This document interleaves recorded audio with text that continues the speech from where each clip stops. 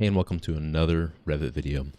In this video, we're going to look at more walls. This is going to be the third video that we've done on walls. The first one being specifically instance parameters of walls. The second, specifically all the type properties of walls, because there's a lot of both of those.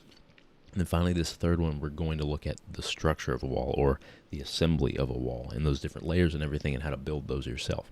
So before we get into it, if you happen to learn something, which I hope you do, and that's why you're here, that please demolish that like button. It tells me that you learned something and that you might have actually liked the video.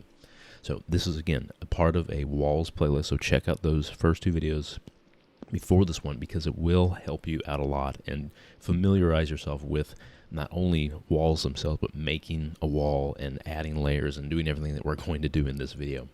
Okay, so I could first start with any wall, and it doesn't matter.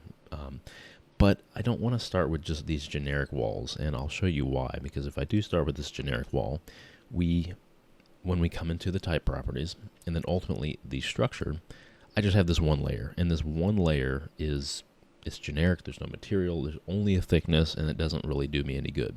So we're going to ignore these for now, because they're not really going to help us, and they're not going to really translate what I want to in this video, because it's more about the content of a wall beyond just a generic layer. Okay, so to get to the wall assembly, of course, we have to edit the type, and whenever we're in the edit type, just know you're going to affect every wall that is this particular type. So that's this exterior brick on metal set. I'm just in a basic template, nothing special here. So at this point, we want to look at the structure, and this is purely the construction of the wall. So when I click edit, it brings up this completely second window that is actually a part of the type property, so just be aware of that. And so there's a lot going on here, and for the sake of this video, I will explain everything, but piece by piece. And so we might end up jumping back and forth between a generic wall, so we can actually build it ourselves, and then compare it to this wall, which is essentially fully built. And I'm not saying this is perfect. This is obviously going to depend on the wall you need, but this is a great starting point from helping you understand what is in the makeup of a wall when it comes to the Revit side, not just the construction side. So starting at the top, we see the family is basic wall, and there's not a whole lot we can do with that, because if I exit out of here and I come to my family browser and I come down to walls and I expand this, I have my three different wall, I guess you could say, types, or they're really different families. And you'll also notice that if I expand this, these are all the different types of walls that I have in the project. So when it comes to making a wall family, we're not really able to do that, because we're stuck with these three. They are Revit defaults, and you kind of want it that way, and we're forced into that. So we're basically stuck with that. So 90% of the time, you're going to be working with a basic wall, and other times maybe curtain wall. Stacked walls are very different, but they do end up just using basic walls. So with that out of the way, we can come back into this wall and know that the structure itself, the family, is basic wall. And of course, there it is, basic wall. And now the type, of course, we can see if we exit out of here, the type, these are all the different types of this particular basic wall family. Of course, I can switch this to a curtain wall, and I can see all my different curtain wall types. But just know, if I press OK, this will actually change the type of family that I'm working on. It will literally change all of these walls to a curtain wall. I don't want to do that. I want to make sure I'm on the right wall, which is this one. Editing the structure again, we can see total thickness, 1 foot, 1/7/8 inch. This is really helpful, because there's a lot of math that goes into making the wall, and lots of layers in the wall ultimately, depending on the type of wall, of course. But then the total thickness will be reflected up here after you edit all these numbers. So if I change this metal stud from 6 to 8, I can see that, well, 8 feet, of course. We want to make this 8 inches. That's very important. We can see it does go up 2 inches, that's really good to know. And that's what you'd expect to see. Okay, great. With that, we can see a resistance and a thermal mass. Now, I've never paid attention to this, being an architect. That might be different if you are an engineer of some kind. That might be something you pay attention to, but I have not heard of lots of engineers really paying attention to this. It may be for a specific study, maybe if you're trying to achieve something very specific with a specific type of wall. That's the only time I would look at that. But just so you know, all of this information is gathered and ultimately, summed up and displayed here as resistance and thermal mass, it's all based on the materials you apply. And so if I come into this brick, these are all just basic Autodesk materials. I don't generally like to do that and use these, but they're a great starting point. But if you see up here, there's a physical and a thermal tab. This is not necessarily the default whenever you add a new material.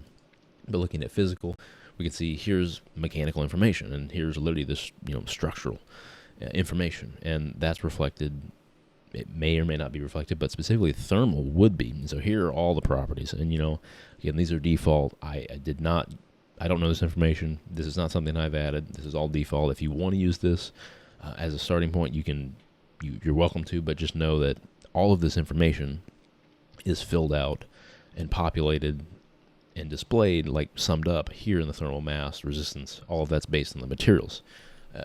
When we ultimately build a wall, and whenever you do, you may not have any of that information, and it might just be a bunch of zeros for thermal mass and resistance. That's fine. If you don't care about it, great. I have never needed to worry about it being an architect. And then finally here we have sample height, and this has nothing to do with the wall itself. Now you will notice that the unconnected height of the wall, just by default, is 20 feet, and we can see the sample height here is also 20 feet.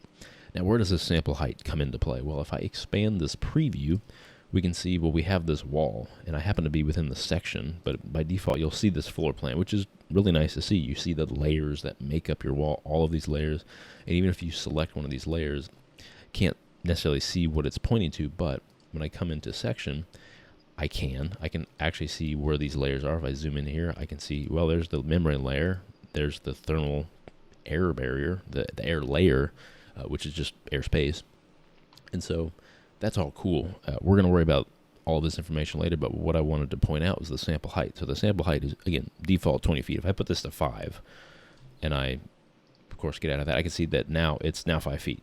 This is a 5-foot section. And so this doesn't affect the wall. If I press OK, it has nothing to do with the wall. It's just this sample. So I want to put this back to 20, just so it makes a little more sense. And I want to get out of this view because we're going to save everything within that view and the section views and all of that for a separate wall video. We want to focus on these layers. So finally, now getting to the layers, we can see at the top there's layers, and then exterior side, and then all the way at the bottom, offset over here, is interior side. Cool. And so this is going to help us a lot.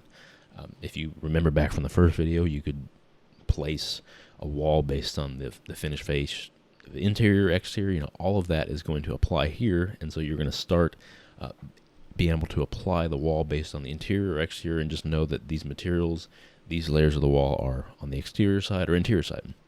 Also note, every time you look at this wall assembly, regardless of the wall type, notice where the core boundary is, and then what's in the core boundary, because that's going to affect quite a lot. And so there's a lot going on here, I will be honest. But this is good. This is good. So let's go ahead and start with it. We want to start with structure first. Basically everything within the core boundary, and that might be multiple elements, and we'll get to what that might be here in just a second. But first of all, it is structure, and the first thing we want to look at is the function, and you'll see structure has a 1 next to it. This 1 is very important because it basically is setting a priority. These numbers, all of these numbers are setting a priority.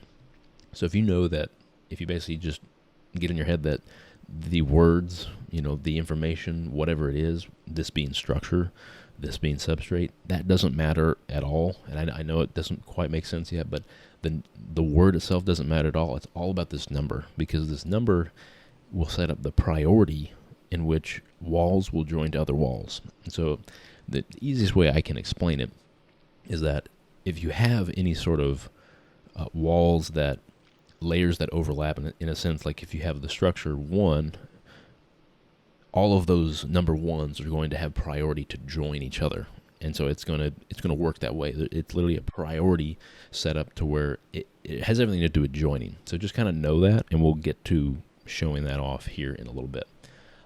So first of all, we have structure, then substrate, and I can always change these. So that's the main thing I wanted to point out.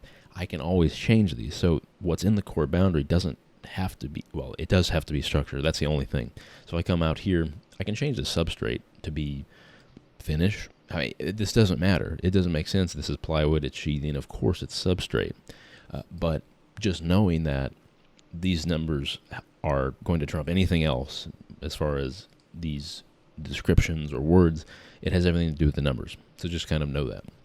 So everything within the core boundary is going to take precedent for joining over anything else. So I might want to actually put my substrate in here. And so to do that, I can actually move this down. So I can select these layers independently, and I can move them up or down. And so at this point, this substrate, now it's still substrate, it's not structure, it falls within the core. And so that means that every core boundary that this wall, it's going to ultimately join to it immediately, and that's going to take precedent. And that's kind of important to know, because the core boundaries are, I guess you could say, the most important part of the wall. It's the structure, and it's things you want joining together. So in this case, maybe I want the plywood to do that, maybe not. Now, the important thing here also is that I can see that, of course, I have the substrate in here, but I have the option of choosing which one of these or both are the structural material. This doesn't apply all that much in, actually using Revit and all that, because in the end, it doesn't matter a lot, but noting which one is a structural material will help you just based on building the wall and understanding the wall and having others look at the wall and understand the wall. But really, the only thing you need to know about the structural material is that it's driving the structural analytical model. And then that's it. Structural engineers really care about that, but we don't as architects, and so it really shouldn't matter. But just kind of use your logic. Obviously, metal stud is going to be the only structural material here. And so in this case, I don't necessarily need the substrate in the core boundary, so I'll move that back up. But you can see you have full control over all this. I can move all of these up or down. It does not matter at all. And so if we look at the numbers again, as far as priority, we have the structure, then we just have the substrate, the thermal or air, and then we have two finishes. And so a 4 and a 5, finish 1 and finish 2. The only reason that you might have to use one or the other, of course, if you have multiple finishes, but generally 4 is going to be on the exterior, because you're going to want the exterior to take priority for joining rather than the interior. I could always do this. I can always change this to 4. And now they have equal priority. So again, it does not matter. I'm not saying don't pay attention to this particular word and what it is, because generally speaking, this word is going to translate to the priority that you want to give that particular layer of the wall. In this case, it is finished, but because it's interior, I want it to be 5. I don't care about it as much. So, and then finally, material. The material, we've looked through lots of materials. It can be anything, but the nice thing about this is that, of course, this material will depend on what you see in the section, all this. So not only is it going to impact what you see in section and plan and all this, but it's going to take that thermal and resistive information. But besides that, the material doesn't do a lot. So a lot of times, if I don't care about building sections, if I don't care about seeing the details of a wall, I'm not going to worry about necessarily applying a material. I just want to build the wall correctly, and that's based on the thickness. So if we see here, all these layers have to have a thickness, and you'll notice there's a couple of, well, in this case, there's actually just one, but 2 instances of that rule not being necessarily correct. So the membrane layer, you'll see, doesn't have a number associated to it, and that's because it's unique in that it is always applying to that air infiltration barrier, that vapor barrier, the vapor retarder, anything, however you want to call it, whatever you want to do with it, a fluid applied vapor barrier, that is going to hold a thickness of 0, because it's so minimal, it's so small, it's not worth accounting for. You can literally do this. You can have it be a 64th of an inch, but you're going to drive yourself crazy. You're going to see, my total thickness changed. You're going to literally lose your mind. So this is the only layer that can have a 0 thickness. So if I change this air layer to 0, I'm immediately going to, only layers with the function set to membrane may have 0 thickness, which, we just said this. And it makes sense. It really does make sense. Now, what's the way around this? Well, maybe this air barrier, or this air layer, is supposed to be 0. And that makes 0 sense. If you have a thickness of 0 when it comes to actually airspace, then you wouldn't have the layer. But there's a way around it. If you wanted to add another layer, you can just change this to a membrane layer, have it be the material layer. I don't know why you'd want to do that, but then change the thickness to 0. So it would allow us to do that. But the second I change this to a thermal air barrier, I'm going to want to add an actual thickness to it, because I'll start to see the material itself. So these are all just things to be aware of. They have to do with how you build the wall. And so my thickness is here. I can change this, and it's going to directly change in section. Right here, we can see this will actually change from 1/2 inch to 1 inch, that type of thing. So it is fully responsive. It's going to help you understand the makeup of the wall, the scale of the wall, what it looks like, and all these thicknesses will ultimately add up to that total thickness. Great. I mean, we're getting close to fully understanding this, and in a second we'll want to build our own wall. Okay, so at this point, moving down here, we can see default wrapping, and we can see add inserts, do not wrap, and then at ends, none. We can change this, but what I want to point out is maybe we want to change this in just a second, but I can come over here and you can see wrapping at inserts and wrapping at ends. We actually covered this in the type properties of walls because that's where these are actually located. So if I come back into the structure and I decide, well, I want this to wrap at inserts on the exterior and then at the ends on the interior, it's up to you. It doesn't really matter. This is not like a game-changing thing. It's just the display of how these walls are going to wrap together. If I press OK, we can see that that is ultimately translated here. And once I change these here again, maybe to do not wrap and then none, and I go back into the structure, I can see that they're the same thing. So just be aware of that. Don't get lost by this and confused because it's somewhere else. It's the exact same thing. Wonderful. Okay, and you, in the vein of wrapping, default wrapping, we've already seen this and we've worked with this before, but we can see up here that we have a checkbox for wraps for every single material except the structural material. And that's important because the structural material is going to take precedent. It's priority 1 in this case, but specifically because it is within the core boundary, I don't have the option of having it wrapping. It's going to regardless because it's the structure. And that thinking about that logically makes perfect sense. If I have something that's not within the core boundary, then I can have it wrap however I want it to. Maybe it will stop at another wall because it doesn't need to wrap, and that's all. And so maybe what we wouldn't want to wrap is the air layer. It doesn't matter. However you want to make this wrap. So the nice thing is that imagine you have a wall meet another wall at a corner. Would you want that particular layer, especially if it's within another wall or the other wall that it's connecting to, would you want that to continue? And if the answer is yes, then just have it continue here, have it wrap. And that's what wrapping will do. Okay, cool. So at this point, maybe we want to make our own wall type. And so typically what I do, in this case, maybe we would just start with the default wall. Typically what I would do is just start with a wall I know I want to get close to, but for this, we're just going to make our own wall here. And so the way we'll do this is whether you're using a generic or you want to start with something else that's closer to what you have, just duplicate the wall. And, I'm just going to call this new wall. We don't really care about this right now, but coming in to this point, we have the structure only. There's nothing here. It's a generic wall that we're starting with. And of course, you'll see the resistance and thermal mass is 0, but my total thickness is 8 inches. And so maybe I do want this to be, a 6-inch metal stud like we had before.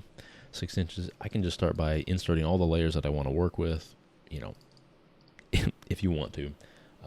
But then make sure that we're starting to build this correctly. And so maybe we want this to be just a basic interior wall, or maybe we want this to be like a fire-rated interior wall. So we can move this down. And so we've got exterior and interior.